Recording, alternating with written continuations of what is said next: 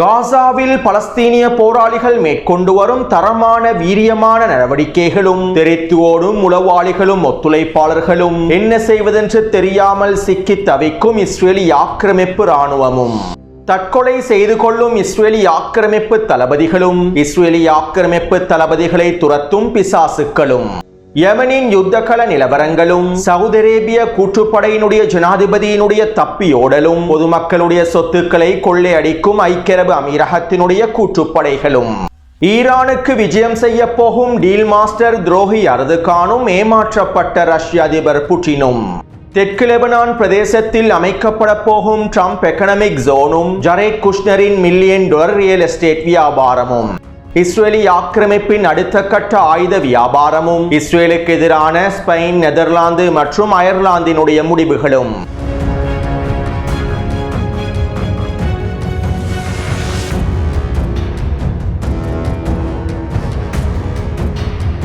2026 ஆண்டிற்கான யூரோவிஷன் போட்டி நிகழ்ச்சிகளில் இஸ்ரேலும் கலந்து கொள்ளும் என்றும் இஸ்ரேலிய போட்டியாளர்கள் முழுமையாக அனுமதிக்கப்படுவார்கள் என்றும் யூரோவிஷன் போட்டி நிகழ்ச்சிகளுடைய ஏற்பாட்டாளர்கள் அறிவித்துள்ளார்கள். யூரோவிஷன் போட்டி நிகழ்ச்சிகளில் முழுமையாக பங்கேற்பதற்கான எல்லாவிதமான உரிமையும் இஸ்ரேலுக்கு காணப்படுகின்றது என்றும் இதற்கமைவாக இஸ்ரேலிய போட்டியாளர்கள் முழுமையாக பங்கு கொள்வார்கள் என்றுமே யூரோவிஷன் ஏற்பாட்டாளர்கள் தெரிவித்துள்ளார்கள். இதைத் தொடர்ந்து ஸ்பெயின், அயர்லாந்து, நெதர்லாந்து, ஐஸ்லாந்து ஆகிய நாடுகள் அவர்களுடைய எதிர்ப்பையும் வெளிப்படுத்தியுள்ளார்கள். யூரோவிஷன் போட்டி நிகழ்ச்சிகளில் இஸ்ரேல் பங்கு பற்றுமாக இருந்தால் நாங்கள் இந்த யூரோவிஷன் போட்டி நிகழ்ச்சிகளில் களமிறங்கப் போவதில்லை என்றும் பலஸ்தீனியர்களை இனப்படுகொலை செய்யக்கூடிய ஆக்கிரமிப்பாளர்களோடு ஒன்றிணைந்து எங்களுக்கு போட்டி நிகழ்ச்சிகளில் கலந்து கொள்ள முடியாது என்றும் குறித்த போட்டி நிகழ்ச்சிகளில் இருந்து இஸ்ரேல் முழுமையாக நீக்கப்படுமாக இருந்தால் மாத்திரம்தான் நாங்கள் எங்களுடைய போட்டியாளர்களை குறித்த போட்டி நிகழ்ச்சிகளுக்கு அனுப்பி வைப்போம் என்றும் ஸ்பெயின் நாடானது வெளிப்படையாக அறிவித்துள்ளது. இதைத் தொடர்ந்து நெதர்லாந்து, அயர்லாந்து மற்றும் ஐஸ்லாந்து ஆகிய நாடுகளும் தங்களுடைய நிலைப்பாட்டை வெளிப்படுத்தியுள்ளார்கள். இஸ்ரேல் கலந்து கொள்ளக்கூடிய இந்த போட்டி நிகழ்ச்சிகளில் நாங்கள் ஒரு பொழுதும் கலந்து கொள்ளப் போவதில்லை என அவர்களுடைய நிலைப்பாட்டை வெளிப்படையாக அறிவித்துள்ளார்கள். மேலும் பலஸ்தீனிய மக்களை இனப்படுகொலை செய்திருக்கக்கூடிய இஸ்ரேலை இந்த போட்டி நிகழ்ச்சிகளில் இணைத்துக் கொள்ளவே கூடாது என்றும் குறித்த நாடுகள் யூரோவிஷன் ஏற்பாட்டாளர்களிடம் கோரிக்கைகளையும் முன்வைத்துள்ளன. அதே நேரம் அடிமை அரபு தலைவர்களும் சில இஸ்லாமிய ஆட்சியாளர்களும் இஸ்ரேலி ஆக்கிரமிப்புடன் ஒப்பந்தங்களை மேற்கொண்டு ஆயுத ஒப்பந்தங்கள், வர்த்தக ஒப்பந்தங்கள் என்பனவற்றினை மேற்கொண்டு இஸ்ரேலி ஆக்கிரமிப்புடனான உறவுகளையும் வளர்த்துக் கொள்கின்றார்கள். கிறிஸ்தவ ஆட்சியாளர்களிடத்திலே இருக்கக்கூடிய மனிதநேயத்தின் ஒரு துளி கூட இந்த அடிமை அரபு ஆட்சியாளர்களிடத்தில் இல்லை என்பதே யதார்த்தமான உண்மையாகும். அடுத்து இஸ்ரேலி ஆக்கிரமிப்பு மிகப்பெரிய ஆயுத வியாபாரத்தை ஆரம்பித்துள்ளது.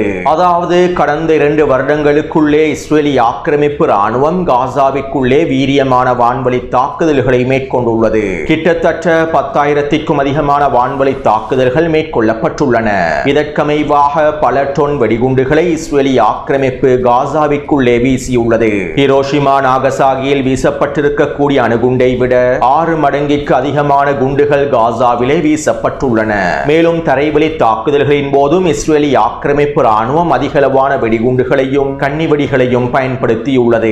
மேலும் இஸ்ரேலி ஆக்கிரமிப்பு இராணுவம் புதிய ஆயுதங்களையும் வெடிகுண்டுகளையும் அதனுடைய நவீன ஆயுதங்களையும் சோதனை செய்யக்கூடிய களமாகவே காசாவை பயன்படுத்தியுள்ளது. கடந்த 2 வருட யுத்த களத்திலே இஸ்ரேலி ஆக்கிரமிப்பு அதனுடைய நூற்றுக்கணக்கான நவீன ஆயுதங்களையும் குண்டுகளையும் காசாவில் சோதனை செய்திருப்பதாக தகவல்கள் வெளியாகியுள்ளன.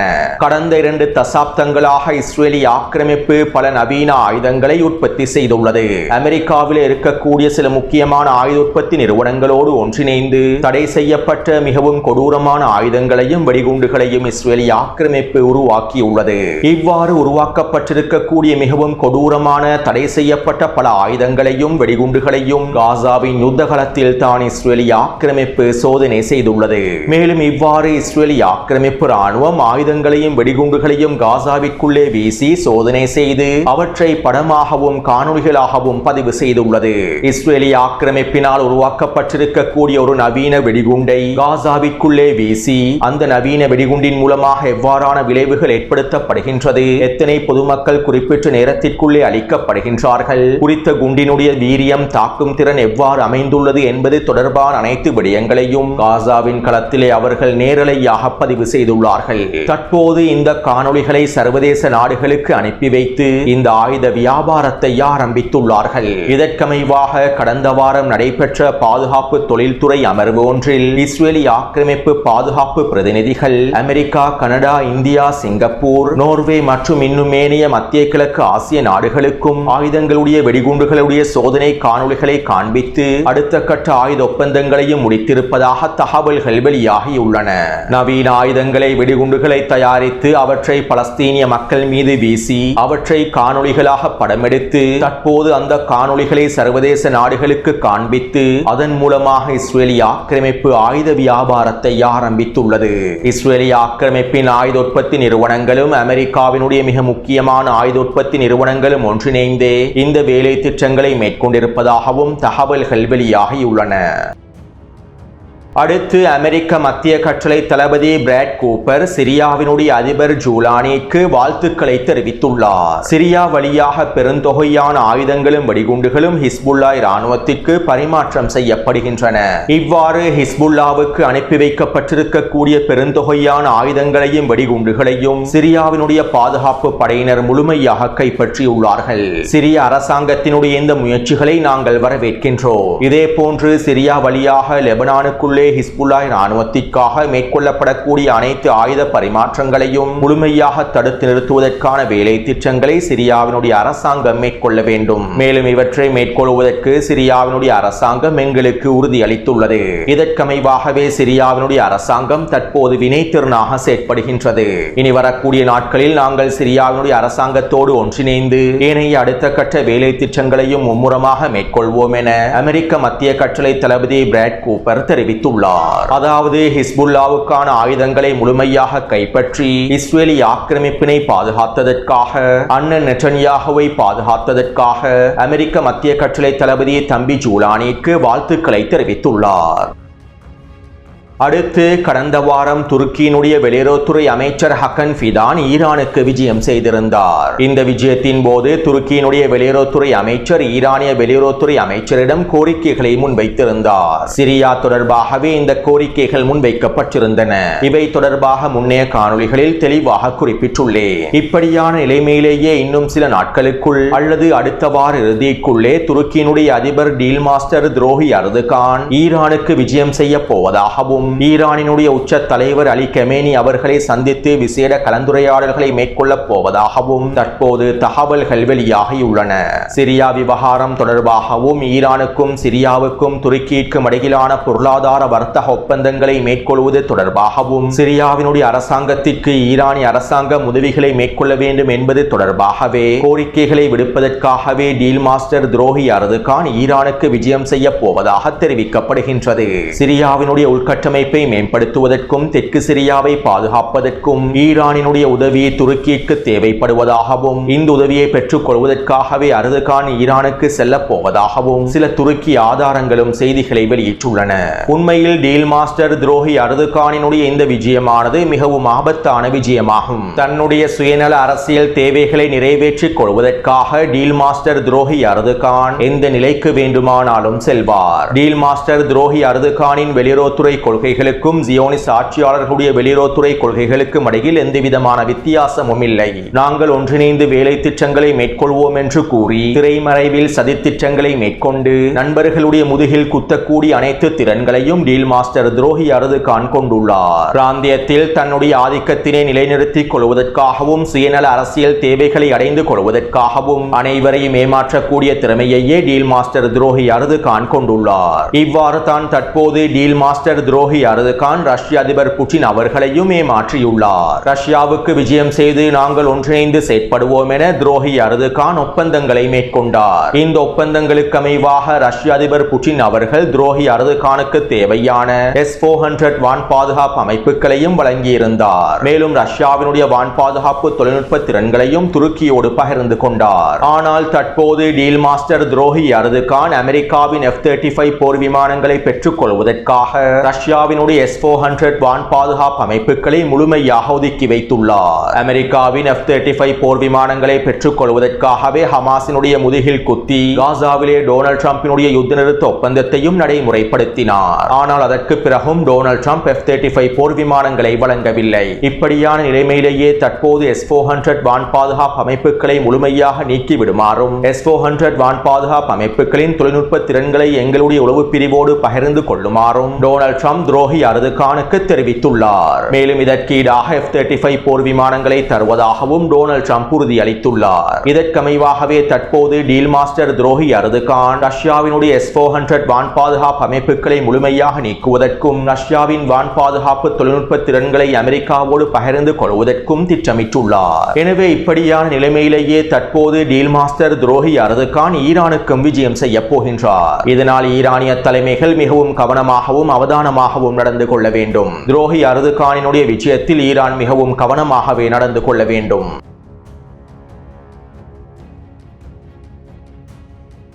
டொனால்ட் ட்ரம்பினுடைய நிர்வாகம் லெபனானுக்கான புதிய திட்டம் ஒன்றை முன்வைத்துள்ளது. உண்மையில் இந்த திட்டமானது புதிய திட்டமே அல்ல. கடந்த 8 மாதங்களுக்கு முன்பே டொனால்ட் ட்ரம்பினுடைய நிர்வாகம் இந்த திட்டத்தினை முன்வைத்திருந்தது. அதாவது தெற்கு லெபனான் பிரதேசத்தில் எக்கனாமிக் ஜோன் பிரதேசம் ஒன்றினை உருவாக்குவதற்கான ட்ரம்ப் எக்கனாமிக் ஜோன் பிரதேசத்தினை உருவாக்குவதற்கான திட்டமாகவே இது அமைந்துள்ளது. 8 மாதங்களுக்கு முன்பே டொனால்ட் ட்ரம்பினுடைய நிர்வாகத்தினால் முன்வைக்கப்பட்ட ட்ரம்ப் எக்கனாமிக் ஜோன் திட்டம் தொடர்பாக பல தகவல்களை குறிப்பிட்டிருந்தேன். அதே நேரம் தற்போது இன்னும் தெளிவாக குறிப்பிடுவதாக இருந்தால் தெற்கு லெபனான் பிரதேசத்தை லிட்டானி நதிக்கு தெற்கு பிரதேசத்தில் இருக்கக்கூடிய தெற்கு லெபனானினுடைய ஒட்டுமொத்த பிரதேசங்களையும் ஒரு வர்த்தக மையமாக எக்கனாமிக் ஜோன் பிரதேசமாக மாற்றுவதே டொனால்ட் ட்ரம்பினுடைய நிர்வாகத்தின் திட்டமாகும். மேலும் இந்த திட்டத்திற்கு டொனால்ட் ட்ரம்பினுடைய மருமகன் ஜரேட் குஷ்னரே பொறுப்பாக இருக்கின்றார். எவ்வாறு காசாவை முழுமையாக கைப்பற்றி மத்திய கிழக்கின் ரிவியராவாக மாற்றுவதற்கு திட்டத்தினை ஜரேட் குஷ்னர் முன்வைத்தாரோ அதே போன்றே தெற்கு லெபனான் பிரதேசத்தையும் முழுமையாக எக்கனாமிக் ஜோன் பிரதேசமாக மாற்றி $மில்லியன் வியாபாரங்களை மேற்கொள்வதற்கான திட்டமாகவே இதனை வடிவமைத்துள்ளார். தெற்கு லெபனான் பிரதேசமானது மிகவும் அழகிய பிரதேசமாகும். மேலும் தெற்கு லெபனானிலே பல இயற்கை வளங்கள் காணப்படுகின்றன. எனவே இந்த திட்டத்தின் மூலமாக ஜரேட் குஷ்னர் தெற்கு லெபனானினுடைய அனைத்து வளங்களையும் முழுமையாக கொள்ளையடிக்கப் போகின்றார். அத்தோடு தெற்கு லெபனான் பிரதேசத்திலே அமைப்பதற்காக வடிவமைக்கப்பட்டிருக்கக்கூடிய ட்ரம்ப் எக்கனாமிக் ஜோன் திட்டமானது சில முக்கியமான நோக்கங்களை கொண்டுள்ளது.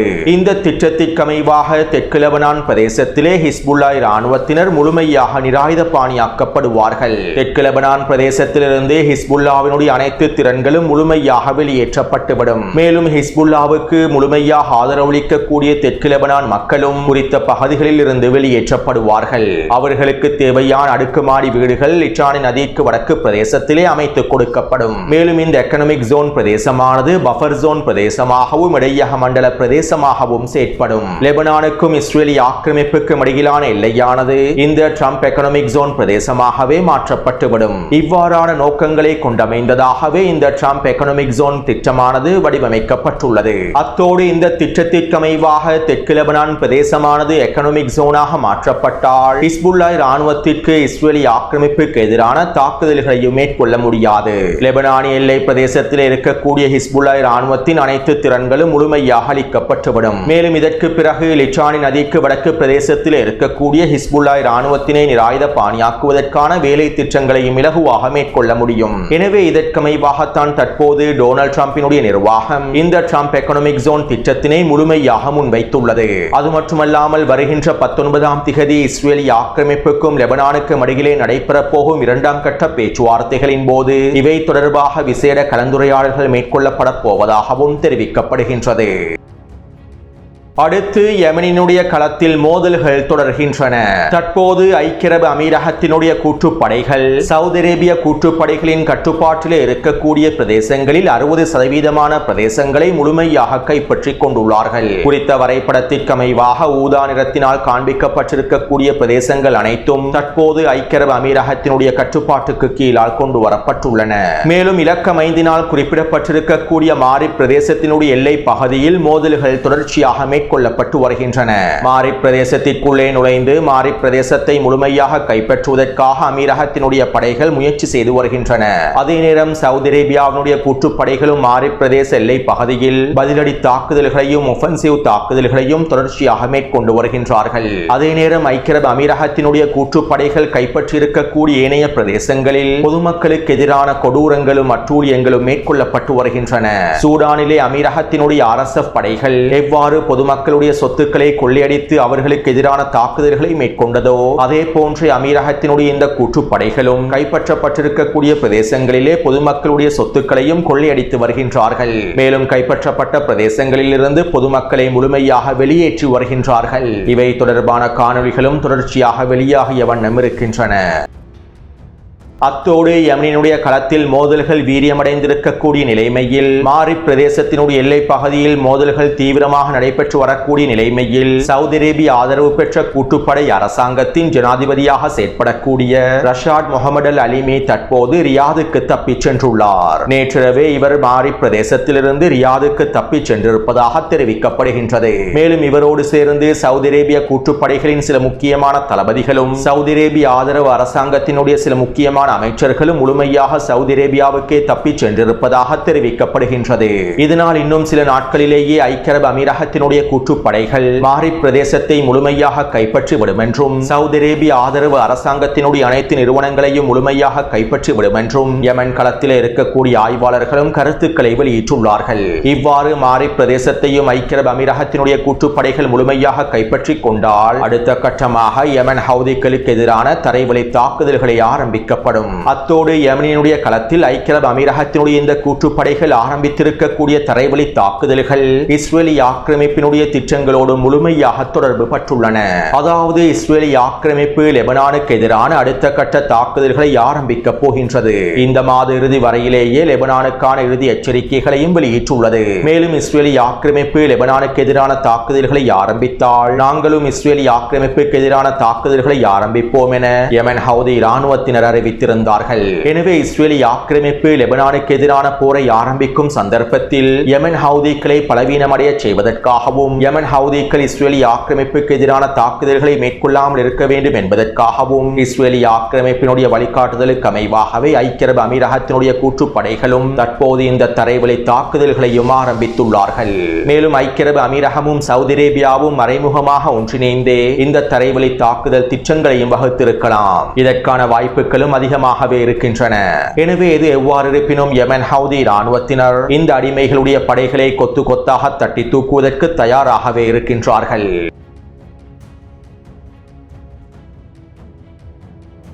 மொசாட் உளவு பிரிவினுடைய புதிய தலைவராக ரோமன் கொஃப்மேன் என்பவர் தெரிவு செய்யப்பட்டுள்ளார். இவர் இஸ்ரேலி ஆக்கிரமிப்பு வலதுசாரி அமைச்சர்களான பென்குவிர் மற்றும் ஸ்மோட்ரிச்சின் நெருங்கிய நண்பராகவே இருக்கின்றார். மேலும் தீவிர வலதுசாரி ஆதரவாளராகவும் இருக்கின்றார். அதே போன்று நேற்று நடைபெற்ற ஊடக சந்திப்பில் அவர் இவ்வாறு தெரிவித்தார். நாங்கள் காசா மற்றும் வெஸ்ட் பேங்க் பிரதேசம் மீது கடுமையான நிலைப்பாடுகளை எடுக்க வேண்டும். நாங்கள் கடுமையான நிலைப்பாடுகளை சரியான நேரத்தில் எடுக்காததன் விளைவாகவே யுத்த காலத்தில் சில இழப்புகளையும் சந்தித்திருந்தோம். இதற்கு பிறகு நாங்கள் இந்த பிழையை செய்யக்கூடாது. காசா மற்றும் வெஸ்ட் பேங்க் பிரதேசத்திலே கடுமையான நிலைப்பாடுகளை எடுக்க வேண்டும். ஹமாஸினுடைய தலைவர்களை முழுமையாக நீக்கிவிட வேண்டும். இதற்கமைவாக நாங்கள் இனி தரமான திட்டங்களை நடைமுறைப்படுத்துவோம். மொசாடினுடைய உண்மையான பலத்தை உலகுக்கு நிரூபிப்போம் என மொசாடினுடைய புதிய தலைவர் தெரிவித்துள்ளார். மேலும் புதிய தலைவர் ரோமன் கொஃப்மேன் அவர்களே மொசாடின் தலைமை பதவிக்கு சிறந்த நபராகவும் இருக்கின்றார். இவருடைய செயற்திட்டங்கள் மூலமாக நாங்கள் வினைத்திறனான முடிவுகளையும் விளைவுகளையும் எதிர்பார்க்க முடியும் என்றும் நெட்டன்யாஹூ சமூக ஊடக வலைத்தளத்தில் தெரிவித்துள்ளார். அடுத்து இஸ்ரேலி ஆக்கிரமிப்பின் கிரவெற்றி படைப்பிரிவினுடைய கட்டளை தளபதிகளில் ஒருவர் தற்கொலை செய்து கொண்டுள்ளார். மேலும் இவர் தற்கொலை செய்து கொள்வதற்கு முன்பு அவருடைய சமூக ஊடக வலைத்தள கணக்கில் இவ்வாறு தெரிவித்துள்ளார். இனி என்னால் இந்த உலகத்திலே வாழ முடியாது.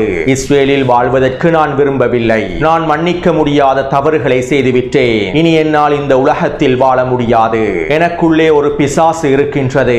அக்டோபர் 7ஆம் திகதியிலிருந்து இந்த பிசாசு என்னை துரத்துகின்றது.